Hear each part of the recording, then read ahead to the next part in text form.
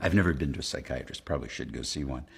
You're right, Les. I think you should be evaluated, especially when you make statements like this. But I also think the world should know about your associations with the Genovese LaRocca crime family and the killing of Arthur Shapiro. This all becomes very evident in the Arthur Shapiro murder file, which can be viewed online. Tony Salerno was the head of this family and was represented by Roy Cohn.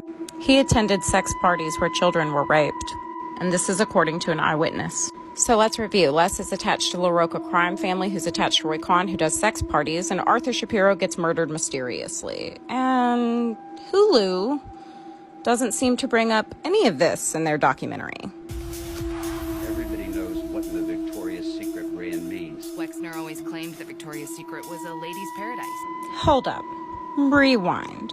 So y'all didn't talk about any of... And what was odd, which bothered me, when Hulu did the documentary about Leslie Wexner, I talked to one of the producers, and they actually were able to obtain police reports of individuals jumping off of the balcony at Alan's penthouse.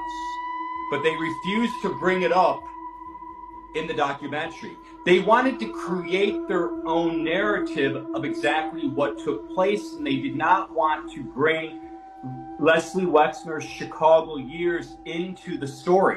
Leslie and Alan, they were going to a party, and they wanted me to attend the party with them.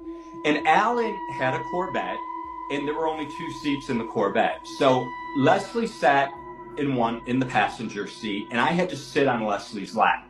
So we went to a party at Bill Pecklow's home. Now, Bill Pecklow was the ex-boyfriend of Leslie Wexner's interior designer, Richard Himmel. And I'll never forget, arriving at Bill Pecklow's home, they took me downstairs, and there were so many people there.